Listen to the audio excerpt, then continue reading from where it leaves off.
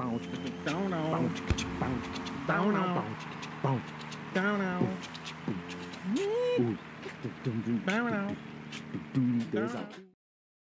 was in Atlanta.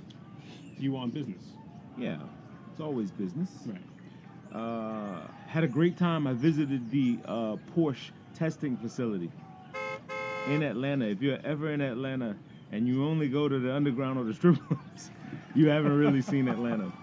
Atlanta's a great city. It doesn't get credit for being a great city, probably because it has a lot of New York transplants in Atlanta. Yeah, yes, for sure. I mean, it's full of people that just came from, used to live up here and then moved down there and tried to relocate and I guess for a better life, so to speak.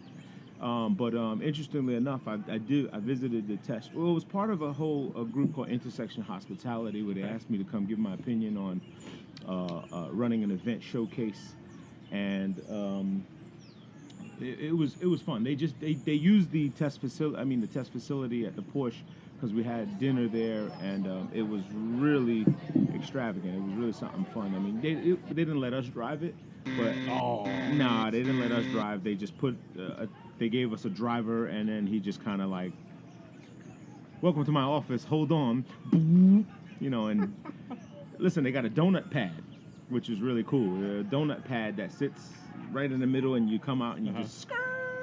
But they didn't let you drive anything? No, nothing? Man. Not even a... You gotta put out a real application, fill out your credit, and then put a whole reservation type of thing. It's really weird. In case you break shit. Yeah, because it's quite expensive. So I think I'm gonna turn the mic towards us. That might give us. That's how you sound a little bit. Yeah. I think it sounds much better this way, right? It's coming towards us. Yeah, absolutely. Yeah. So yeah, it was pretty fun. It was really cool. The event overall was the first one of many. Listen, they asked me to get involved with it to give my opinion. More that city slicker mentality. To give your opinion on what? So because of the hospitality industry, right. I'm a buyer, and they want to know how do these showrooms get more attention from other buyers, and that's all.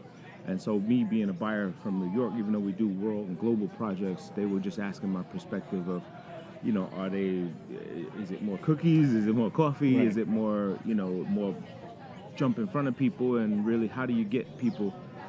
And the biggest part of what they didn't understand, I think, was the biggest problem was they kept pushing catalog product to a custom world. You know what I'm saying?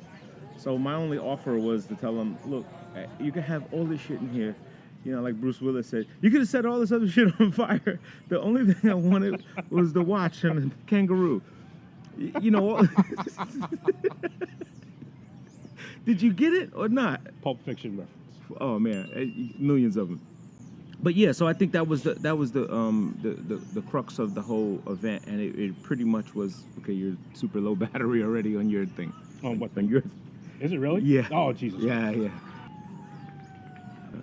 But either way, it was fun. We tested some. They drove us around. But you know what I didn't like about it? They had us have cocktail hour, and then you go fucking get in a Porsche. Wow. And the guy's driving 120. That could have been organized a little. 120 miles an hour. After I just had 3 Tito's and sodas, and I'm like, dude. And he was like, yo, I can't let you film in the car. You know what I'm saying? I had filmed some of it, but so you'll see on my Instagram, I put up a few little posts. But he wouldn't let me film in. But what a rush! What a rush! A huge rush, and a successful event. So we had a good time. Now, did the driver engage in cocktail hour as well? No. So that would have been messy. All right. That would have been really messy. No, the driver was pretty cool. He was kind of like, hey man, I got the best job in the world. Welcome to my office.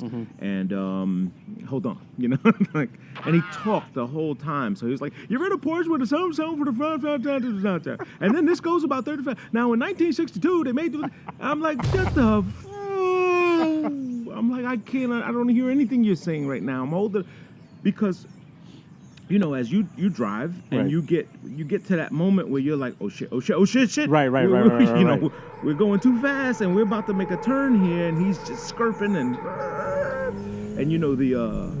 rumble. Okay, What do you call them? They call it something. Rumble something. But when it starts to like. No, on the street when they put the rumble in the pavement, they make the lines. Okay. I have no idea what that's called. Rumble lines or whatever it is. Is this weird that you turning backwards? Or? No, I'm fine. Oh, okay. No, the rumble lines. When you hit those, that means you're too far over, man. I mean, it's supposed to wake you up. I got you. Okay. Those things. So he's riding all over the. He lives on those. Yeah, man.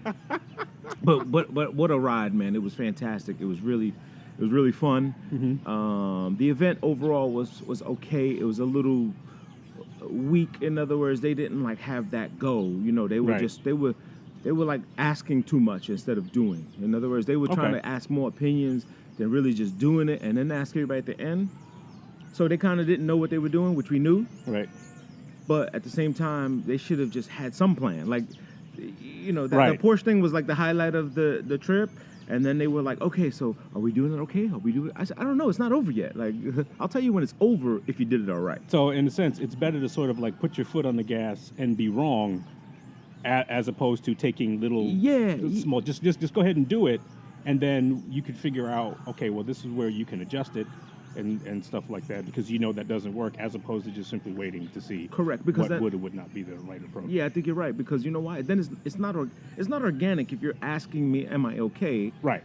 While you're still serving me. Right. it's just not organic. Like that means you're not sure you know what you're doing. Right. And this can go wrong.